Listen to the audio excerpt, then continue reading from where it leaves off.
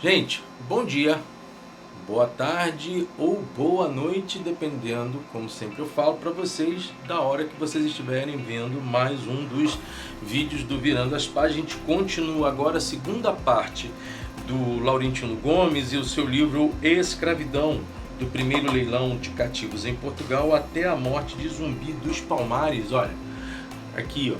Antes de tudo, deixa eu falar uma coisa, aquela confusão, a situação lá com relação ao Facebook. O que eu fiz? Eu já disse para vocês, né? Nós agora já temos, o Virando as Páginas tem uma página lá no MeWe, além do Instagram. Obviamente, a gente também trabalha com Twitter, mas por enquanto a gente está dando força exatamente tanto ao Instagram quanto ao MeWe. Mas eu sinto falta da relação com vocês, então nós já estamos agora com um grupo, não uma página no Facebook, um grupo, que é Virando as Páginas por Armando Ribeiro. Então você vai lá, eu vou colocar aqui a foto para que você esteja vendo, e aí eu espero que você esteja lá. Inclusive você vai poder incluir alguns assuntos no próprio grupo, claro, gente, dependendo do conteúdo e da forma como isso for trabalhado, ok? Sempre dentro de um critério de equilíbrio, né?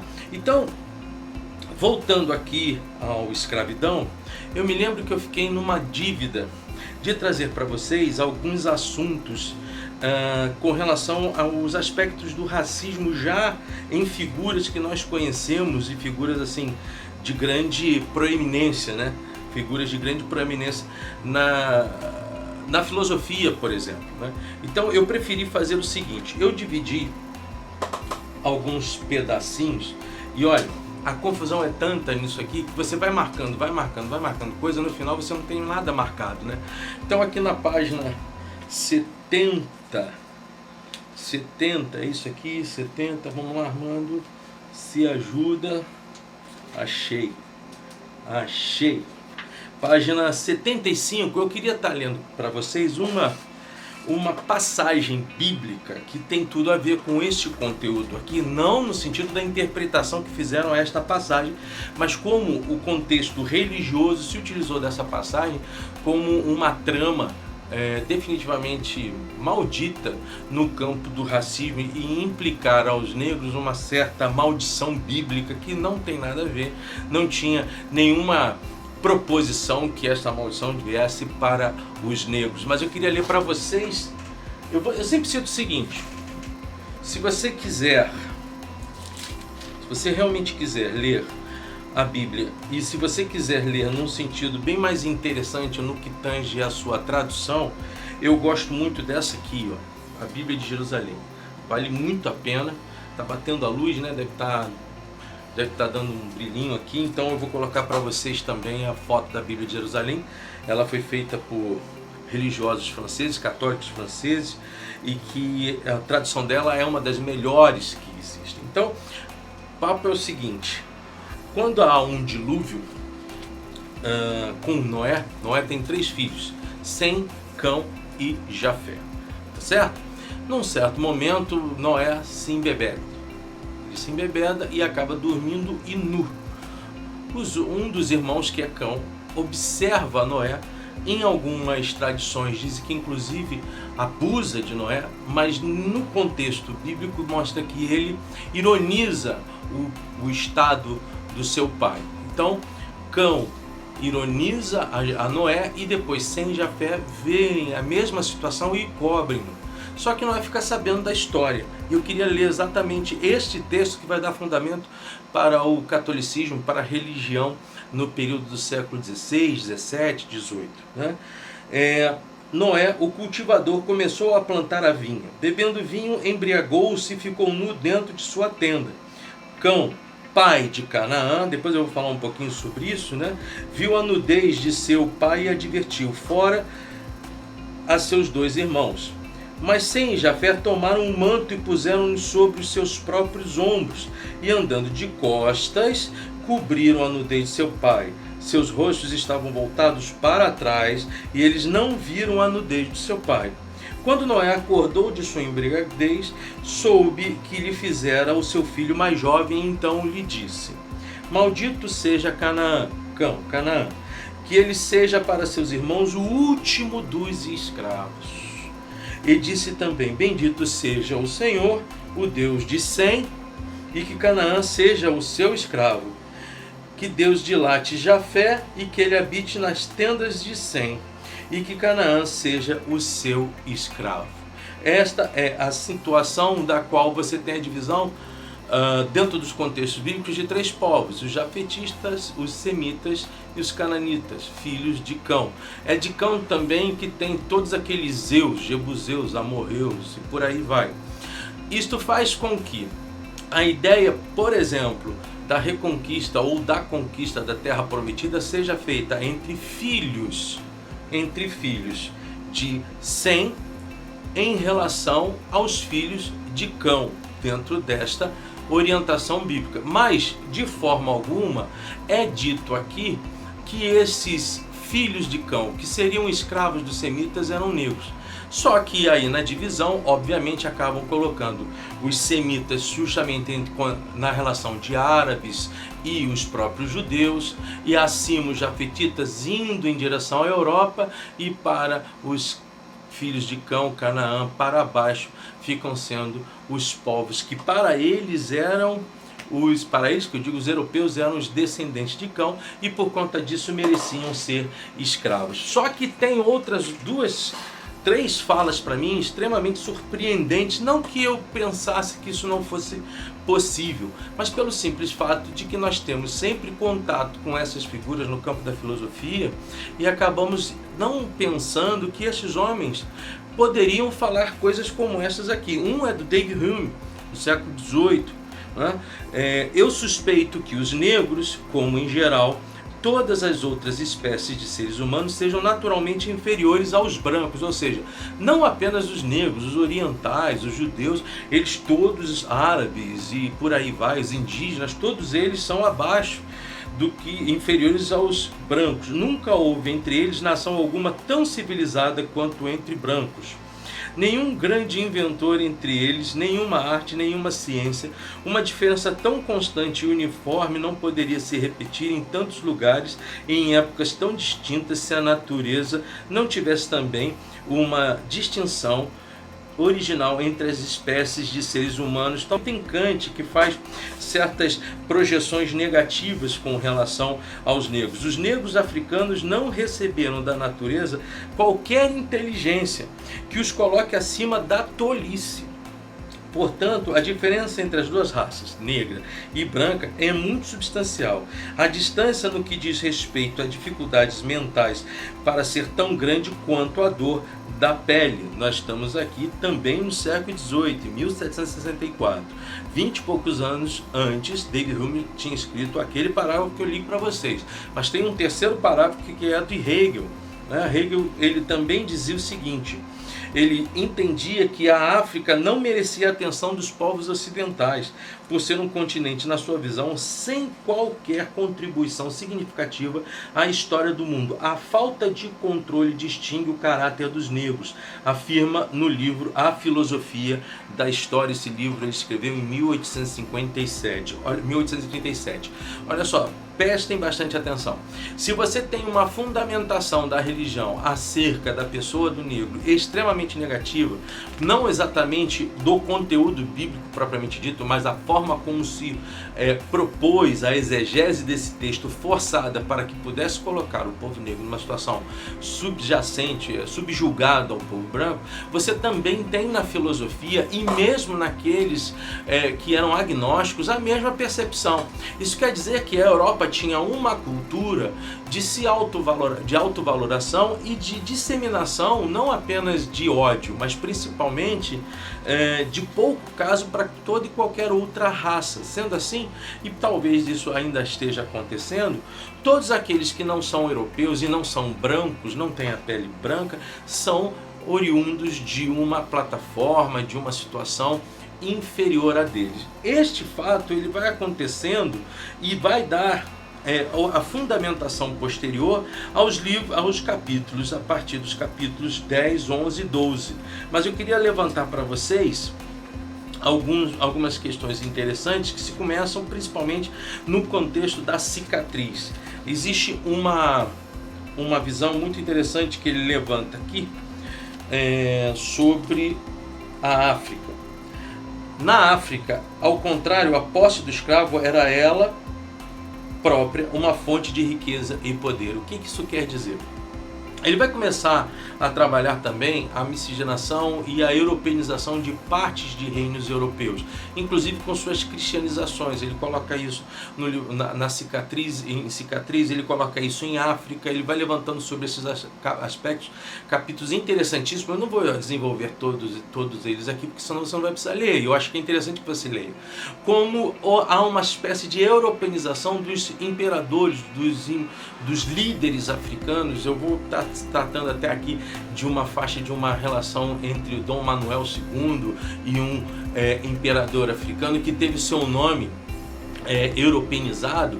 Aliás, isso é até inclusive um contexto bíblico, mas é um contexto de dominação. Uma forma de você dominar um outro povo é mudando o nome dos seus filhos, ou seja, mudando a origem do nome e o significado desses nomes a partir da sua própria língua. Então, um nome africano ele é trazido para ser um nome europeu, e aí você tira um espaço de identificação da própria história desta pessoa. Mas o que ele quer dizer aqui é que na Europa um contexto avaliado de riqueza era ter terras. Já na África, um contexto de homens poderosos era um contexto voltado a ter escravos e concubinas. É interessante como o Laurentino mostra que essa ideia de concubina que nós ocidentais temos através dos filmes e das próprias culturas que às vezes são jogados para vocês, ela é completamente diferente da realidade africana. Necessariamente uma concubina não era uma amante, nem necessariamente uma reprodutora, ela é apenas uma serviçal do imperador a que ela servia. Da mesma forma que também os eunucos, alguns deles eram escravos que se transformavam em eunucos na mão desses mesmos imperadores, sob uma atitude muitas vezes muito mais administrativa do que qualquer pretensão desse imperador ou desse líder de que eles pudessem macular as suas noivas. Essa ideia de noivas, na forma como nós recebemos pelo cinema, é bem distante daquilo que o Laurentino nos mostra aqui. Eu tinha falado no primeiro capítulo, do primeiro vídeo do livro, sobre um capítulo chamado Reconciliação. Então eu queria estar lendo para vocês. Eu achei o meu óculos, gente, está aqui. Eu estava usando um outro óculos antigo para chuchu e consegui achar esse aqui. Tem uma passagem que eu acho muito interessante, porque houve um documentário, Brasil DNA, eu acho que está na Globoplay, e você consegue vê-lo também no YouTube, onde mostra um cidadão brasileiro, um engenheiro brasileiro, que vai diante, ele passa por uma experiência voltada ao seu DNA, e ele consegue então determinar em que área da África viriam os seus ascendentes. Então eu queria estar lendo para vocês aqui esse pedacinho importante, e eu vou botar as imagens dessa situação para que a gente compreenda como as coisas são muito mais profundas do que aquilo que a gente aprende nas escolas. Na primeira delas, Araújo está sentado... vamos lá um pouquinho. O resultado de tudo isso foi um dos melhores e mais surpreendentes documentários já produzidos no Brasil. É este, Brasil DNA. Com o roteiro e direção de Mônica Monteiro, é bom deixar claro, né? Brasil DNA África, filme de 70 minutos produzido pela Cine Group, foi exibido em um canal de televisão por assinatura. Hoje está disponível gratuitamente no YouTube em uma versão mais reduzida de 52 minutos. E ainda continua provocando reações emocionadas nos espectadores. Entre trechos mais marcantes e corajosos está o momento em que Zulu, de 63 anos, confronta um rei africano com um dos temas politicamente mais sensíveis na história da escravidão africana, no Atlântico: a participação dos próprios africanos no tráfico negreiro. São duas cenas que merecem ser descritas em detalhes. Na primeira delas, Araújo está sentado diante do trono de Graim Ibrahim, rei Tikar da etnia de seus antepassados na localidade de Banquim, Camarões, não muito longe do território dominado pelo grupo terrorista islâmico Boko Haram, originário na vizinha Nigéria. E qual vai ser a pergunta que o imperador Ibrahim vai receber do engenheiro Araújo? Ele diz o seguinte: eu gostaria de saber como é que nós, que somos da etnia Tikar, fomos parar no Brasil. E o que se diz é que há um silêncio no meio dessa fala por parte do imperador, do rei Ibrahim, e ele diz o seguinte: olha, nós tecemos sobre esse assunto um comportamento muito, diria assim, cuidadoso. E ele pede: você pode me dar um dia para que eu lhe responda isso? Quando ele vem 24 horas depois, o próprio Araújo faz a mesma pergunta. Ontem fiz uma pergunta e gostaria de ter essa curiosidade atendida. Como nós fomos parar no Brasil? Desta vez, a resposta do rei vem rápida. Naquele tempo, ele explica, o chefe do povo tinha autoridade sobre a vida de qualquer pessoa. Quando alguém cometia algum crime ou era considerado adúltero, poderia ser vendido porque havia demonstrado que não era uma pessoa digna. Os homens brancos já estavam aqui, como os portugueses, por exemplo, que vinham comprar essas pessoas. É por isso que eu peço que haja uma reconciliação entre nós. Pedimos perdão por tudo o que aconteceu, porque os nossos ancestrais fizeram e o fizeram por total ignorância. Tá certo que não é totalmente total ignorância, a maldade existe em todas as raças, não é? E a cultura também de homem dominar homem, de ser humano dominar ser humano, de gênero dominar gênero, ela é uma prática que provém de nós, infelizmente. O ser humano pode fazer coisas maravilhosas, mas também pode fazer coisas desastrosas. Uma outra situação que ele coloca mais à frente, no livro, no capítulo Laboratório, demonstra duas situações básicas. Primeiro fala sobre Cabo Verde, como Cabo Verde foi um lugar importante por conta do seu tempo, o seu clima e a forma como se lidava, para que se pudesse ter ali um mercado vantajoso e lucrativo do enclave da produção em geral e também do escravagismo. E ele vai levantar aqui, ele fala da história de Dom Henrique, que era um membro da família real, que poderia ter sido até rei de Portugal, mas ele vai para a África e a partir dali, esse Dom Henrique inclusive tem uma ideia sobre ele, que ele foi um grande navegador, e o Laurentino desmascara, diz que ele nunca navegou, e quando pegou um navio já não teve as melhores experiências com tal, mas que também produziu toda a sua riqueza dentro do mercado negreiro, participando de forma ativa, administrando, e a partir daí ele começa a também falar sobre os lançados. Quem eram os lançados? Os lançados eram os portugueses que vinham para a África, que não estavam bem em Portugal e vinham se lançar à África. Muitos deles morrem por conta dessas viagens. As viagens não mataram apenas brancos, os negros também mataram os brancos, só que os negros foram matados forçosamente. Os brancos foram matados, eu estou brincando com essa palavra, foram matados por vontade própria. Então os acidentes, as doenças marítimas acometiam tanto a negros como a brancos, só que os brancos escolheram passar por essa experiência, os negros não. E aí quem eram os lançados? Os lançados foram os primeiros portugueses a se adaptarem aos trópicos. Eram brancos e mulatos, filhos de portugueses e negros. Percorriam os rios da Alta Guiné trocando tecidos e outros produtos por escravos. Esse pessoal acaba tomando conta de várias estruturas do mercado negreiro. Inclusive, lá na frente, o Laurentino vai falar sobre o negócio e como esse negócio rendia.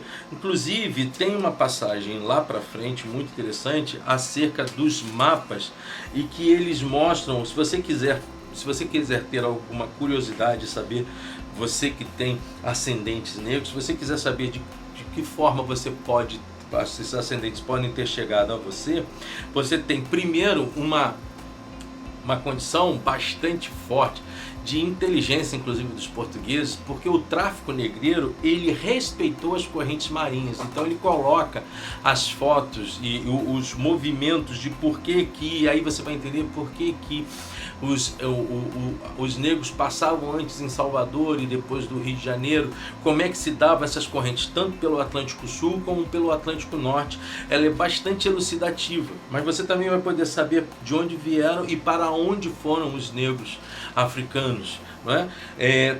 De onde vieram os escravos para o Brasil, de onde vieram os escravos para Pernambuco, de onde vieram os escravos para a Bahia, de onde vieram os escravos para a região sudeste. Por exemplo, na Bahia pega toda a costa oeste da África Central, pega o pessoal na área bem em cima da Costa do Ouro, bem em cima de São Tomé, o pessoal que vem para cá, para a região sudeste, pessoal, grande parte também de São Tomé e de Angola, tem gente que vem de Moçambique, mas quando ele vai falar de números, claro, ele vai falar dos lucros que existem no mercado, de novo vai falar sobre 4,5 milhões de negros vindo para o Brasil, mostrando como Portugal e Brasil participaram à frente de todos os processos do mercado escravista. E aí ele mostra primeiro de como o nosso processo, como os portugueses tiveram a sacada de compreender que a melhor forma do transporte de negros era respeitando a natureza das correntes do Atlântico Sul e do Atlântico Norte. Isso quer dizer que eles vão se utilizar de todo o uso das correntes para fazer justamente a locomoção, não só de especiarias, não só do fumo, do tabaco, de bebidas, mas também das questões voltadas aos negros. E as fotos e os gráficos são muito elucidativos e diretos. Eles começam na página 263. Eles vão aproveitando de dois grandes sistemas de correntes, do Atlântico Norte e do Atlântico Sul, e regiões como Angola, Congo, Senegal. Todas essas regiões vão fazer parte dos caminhos de retirada de negros e dos entrepostos de troca, de venda de especiarias, bebidas, etc, etc, etc. Então ele tem depois uma página onde fala só de onde vieram os negros, tanto para a América do Sul como também a América Central, os Estados Unidos. Depois eles deixam para nós de onde vieram as origens dos escravos brasileiros. Então você tem Senegâmbia, Costa do Marfim, Congo, Angola, tudo isso, Moçambique, Moçambique, gente, fica no bumbum da África. Se você olhar para cá, Moçambique fica aqui. Eles têm que passar por cima, bem perto de situações bastante complicadas na navegação. Vasco da Gama vai descobrir isso. Inclusive tem também um assunto aqui nesse capítulo sobre Américo Vespúcio, que não só fazia parte do mercado negreiro, como também tinha os seus escravos.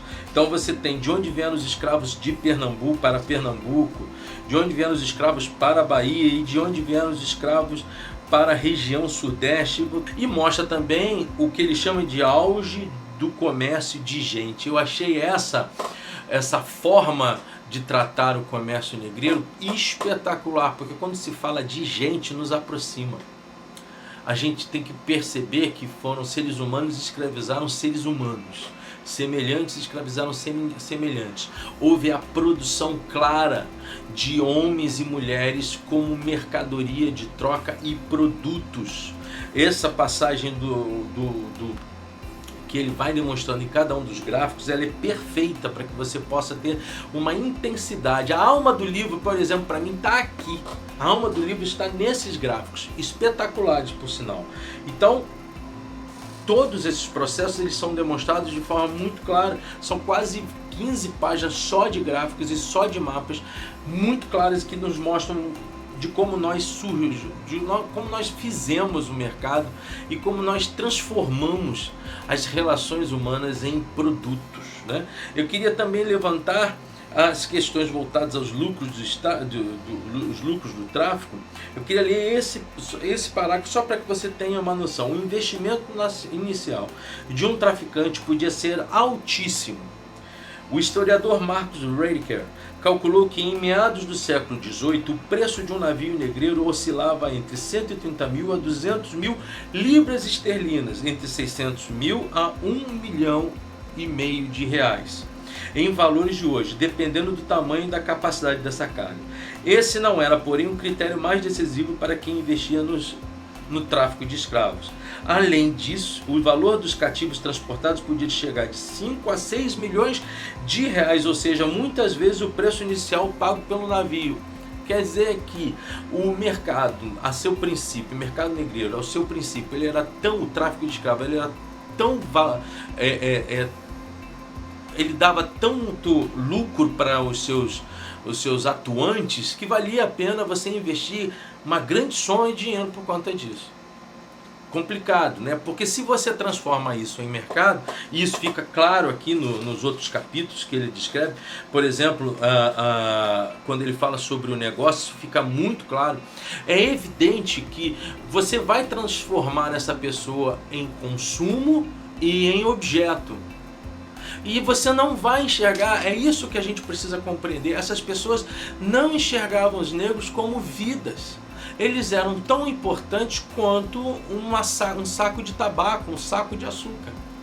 E é esse sentimento que a gente precisa compreender. A gente, por mais que seja difícil hoje tentar se colocar nesse processo, a gente precisa compreender esta extração de situações que são dolorosas e que deixam feridas. E que deixam feridas de existência. Eu estava falando outro dia num debate e uma pessoa, eu entendi a pergunta dele, mas quando eu digo, olha, eu tenho uma dívida histórica com essas pessoas, ele falou, não tenho dívida nenhuma com elas. Claro que nós temos, não para que a gente se acuse, não para que a gente se martirize, mas para que a gente se humanize. Compreender essas falhas, elas vão fazer com que, como o próprio Laurentino coloca, elas vão fazer com que o nosso país cresça, né? Tá certo, gente? A partir do capítulo 17 vai falar sobre o navio negreiro. Por isso que nossa próxima resenha vai ser do navio negreiro a Zumbi. E eu conto com vocês. Conto que vocês curtam o canal, participem com a gente e que estejam nesse caminho dessa reflexão. Escravidão, Laurentino Gomes. Como eu sempre digo, supere-se. Aprenda mais, ler é bom. Daqui a pouco a gente vem com um novo capítulo de escravidão. Até lá.